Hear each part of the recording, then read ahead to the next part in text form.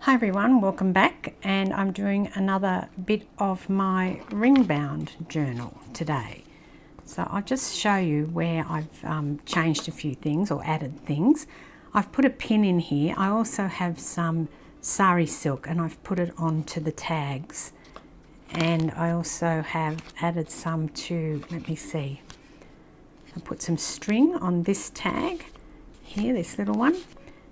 And on this one I have put some string. I think I did that on camera. I put sari silk on this tag, and then I've put some on that tag as well. So I think that's pretty much all I've done. And then today I'm going to start by working out the cover. Now I've decided that I will put this piece on the cover. It'll be a bit small, but given that everything's different sizes, I don't think that that's a problem. And I'm going to use something that one of the people who watches me has asked me to use. And these are the Tim Holtz letterpress. So they're a wooden block and they have the letters of the alphabet on them. You only get one set of the alphabet, and then you get the numbers 0 through 8, which I don't know why they've chosen 8 instead of 9. And then an ampersand, and that's all you get. So you can't really do anything. Like I would have liked to have done 2020 on the cover, but I can't because I've only got 1 2 and 1 0, or actually that's an O. So you only get 1 through 8. However, I think I still will use them, and I've actually bought my piece that is an actual letterpress. It's a real one. I got this in Notting Hill Markets from the old printing shop, it says so, and this piece here is the type holder circa 1940, and on here it says Fleet Street, London, and here's another embossed stamp which says it might be Hanson Blake or Benson Blake and Co Limited at Sheffield. So these are real vintage pieces of typeset, and these are the real wooden blocks. And so what you'll see, the difference is that these ones here that Tim Holtz has made are the right way around. And obviously when you use a typeset, you ink it and then you stamp it down. And so they're not actually the correct way around. So that's why these are not real ones, obviously. They're a lot smaller too, you can see that. These come in all different widths. They had so many of them. I chose these letters and then this little thing that I could put them on, and they just sit up on a display on my china cabinet. So I'm going to use these today, and I think that this was Mary Yeager who asked me could I do this. I'm pretty sure it was Mary. She has lots of Tim Holtz stuff, so she wanted to know how I would use them. Because they are quite thick, they obviously probably are not going to go inside a junk journal as such. But you could use them in an art piece, or you could do like I'm going to do, and I'm going to put them on the cover here. So I'm just working out what I want to do, and I'm thinking that I might do the word junk. Let's see if that looks any good. Okay, yeah, that looks okay. I don't like that these two are the same colour, but I guess that's just the luck of the draw, the letters I want to use. And even if I chose my name, D-E-B, where's the R here? A, I think, yeah, see the E and the B are the same colour block. So I could do that. I think I prefer the word junk though, rather than my name. And I really wanted to do 2020. Don't know if I want to do 20 because they're both black. I could paint them. I guess that's one thing, is that I could paint them if I wanted to. Maybe I will paint them. I think I'm going to go with the word junk, and I'm probably not going to put any other letters on it. Junk, and I haven't got enough to do journal, and that would be too big. I haven't got enough for anything like junk and stuff because that would have 2 F's, and I've already used my U, so I think I'm just going to give up and go with the word junk on top.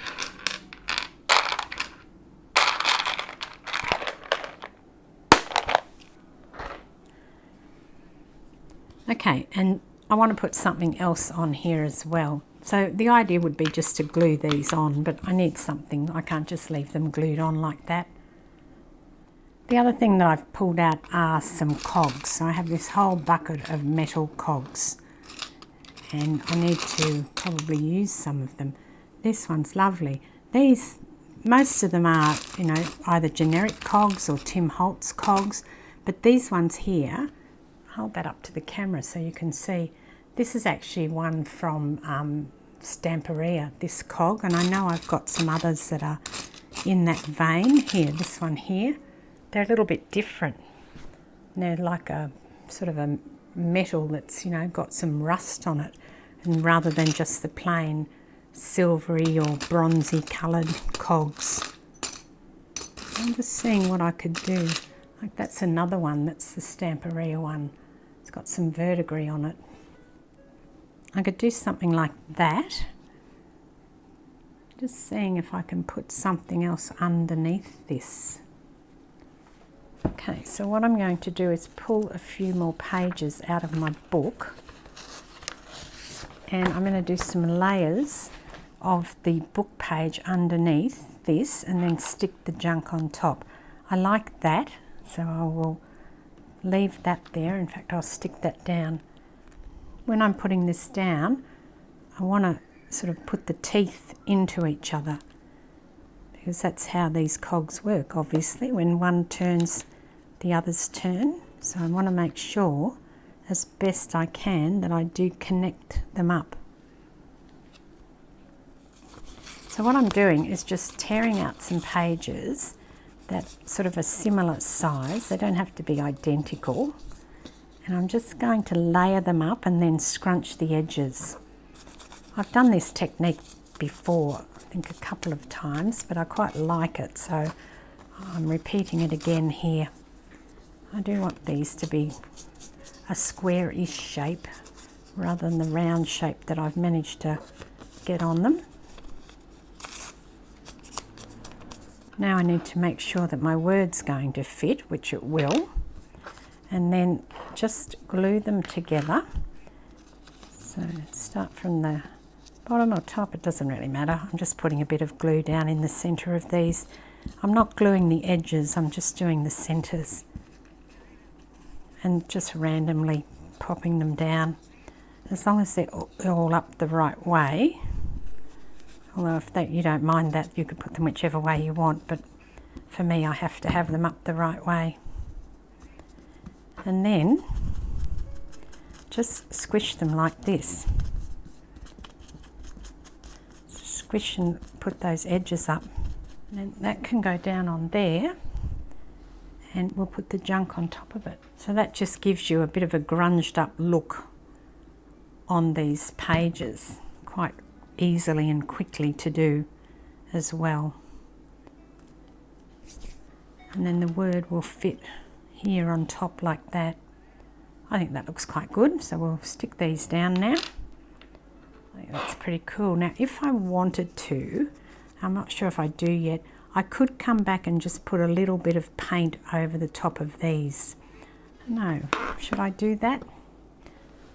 See what paint I've got lying around here. This is just an acrylic, an artist acrylic paint I've got, and I literally just want a little bit. Don't want too much at all. So I'm going to dab that off because I don't want it to get everywhere, and I'm just going to kind of just flick it on the edges to create a bit of a distressed look without giving it too much, particularly around these sort of corners, and even on the black one I'm going to put a bit on there.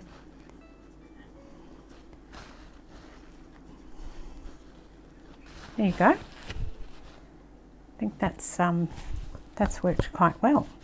Just grunge them up a tiny little bit. Hold that up to the camera so you can see this way. There you go. See how I've just put a little bit of paint on them? Even the black one has got some on it. You can't see it that clearly, but you can, I know it's there. and they're the cogs. So the next piece, I'm going to use a piece of the manila card that I already had cut to size. But because I want to put this bingo card as the main feature, I will trim it off along the bottom. And then I'll trim the edge down a bit too, really, I think. So I'll probably cut that off because this is going to be the edge of the where the holes go. Here's my template, and I think to get them in a good place I will need to trim it down, otherwise the edge of it will look too much, look a bit funny to have such a wide edge with the bingo there. I could just put it over a little bit, I think, and decorate up the underneath part and then on top as well. So I think I'll grab probably some more paper. I'll just use a piece of book page because most of this will be covered by the bingo card, so no need to put anything super special underneath, just the book page will be fine. As I said, I want the bingo to be the main feature of the page. The piece of manila folder and the book page are really just part of the substrate. Just caught the edge of the bingo, but actually that doesn't look too bad. I don't mind that. I'm just thinking what I can do is I can punch a couple more out of these numbers so it looks like they've, you know, been marked off. Might do that. Give it a go. What's the worst that can happen? I just have to pull my thing back though, so I can fit it under.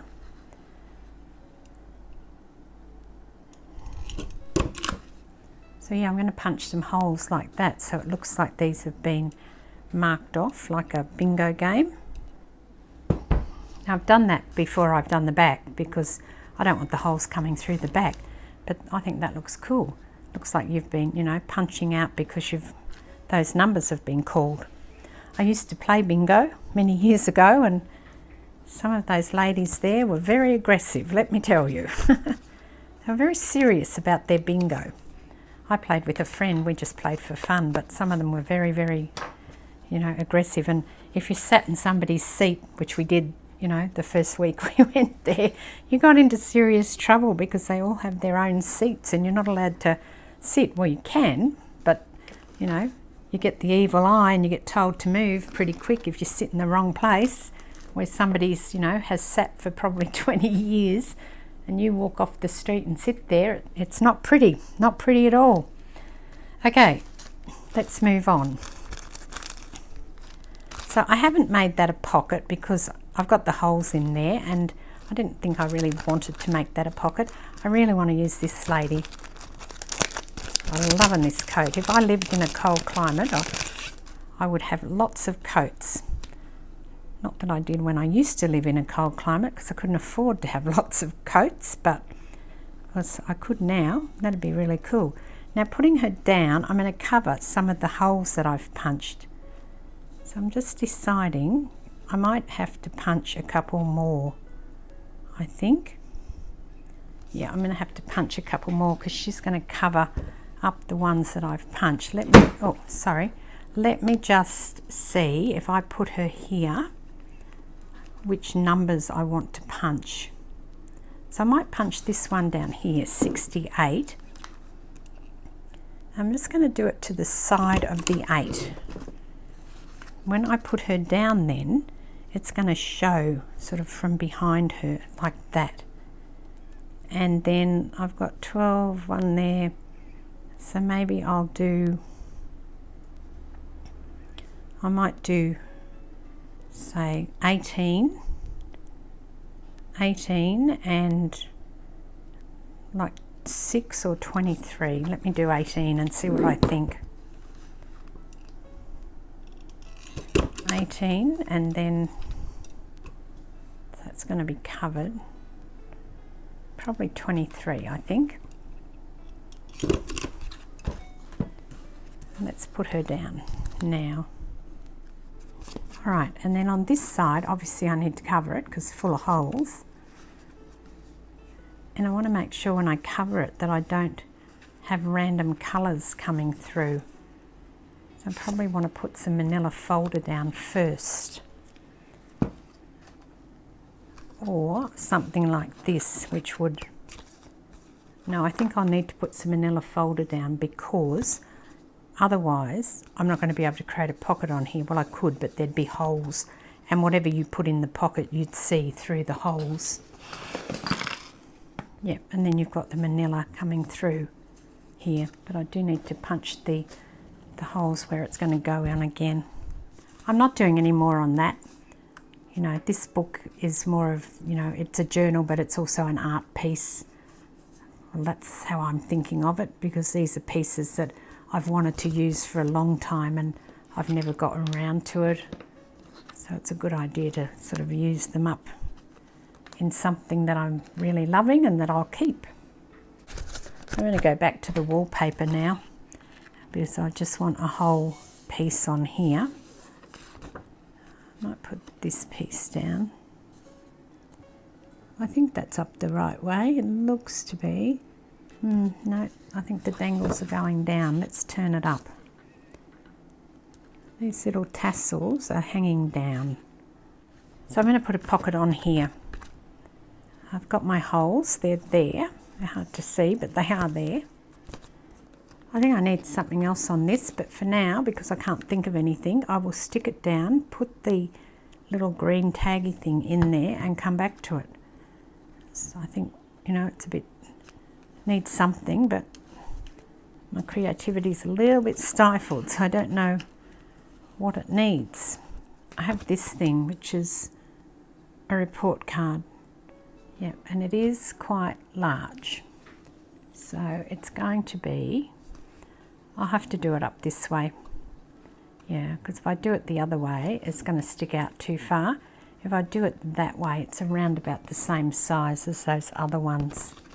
So let's start by marking it off and putting some holes into it. And then I'll just grab like some butterfly wings,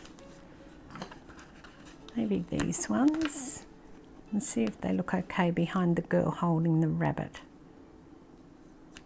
I think she is a bit big for that. Try another one of the dolls. Have some little single one is what I need. And I don't want anybody who's got their foot up on anything. Yeah, I think I'll switch it out for this guy. They look better behind him than they do behind her. I don't know why, it just does. Let's see where that's got to go. Around about there. Working with the sticky butterfly, so I've only got really one shot to get this down. Maybe there. Oh, I have to move him over a little bit. Okay, he needs more glue, so I'll just put him down again in a minute. Put some glue on him, and then we'll put him down on top of the butterfly. I'm leaving that for now, and I'll work out if I want to do anything more on that. And then on this one I will put a pocket down. So we'll start with some book paper and then see what comes to mind. I love this because it's actually got handwriting on it. Somebody's written on it. It's an old technical book, some college. I think it's one of the Brisbane colleges. And it's obviously been owned by somebody who's put page 13 and then page 6 and 7, I guess, to remind them of some sort of a cross-reference of what they wanted to look at. It's pretty cool. So for this one, I'm going to use some little postcards, and I want to make an envelope first. That's going to just fit there. Probably a tiny bit too big, this envelope, actually. Okay. I think I need a smaller one. That's way too big. That's better. That's the sort of size I was looking for. Yep, see, that other one was way too big. Okay, let's let's put the envelope down, and then I just wanted to test out what I want to put in it now. Here's some smaller ones. This will be good. So I thought that I could just put some minis in it like this. That might get hard to pull out if I put that one in. Maybe this one. And then on the bottom here I'll put a label, I think. See what other labels I've got here. Maybe this brown label. Yeah, I'll put that down. So anyway, for now I do have a journaling spot, so I'll just leave that, and that's done. So I think that's it for today, and thank you very much for joining me, and I'll see you in the next video. Cheers.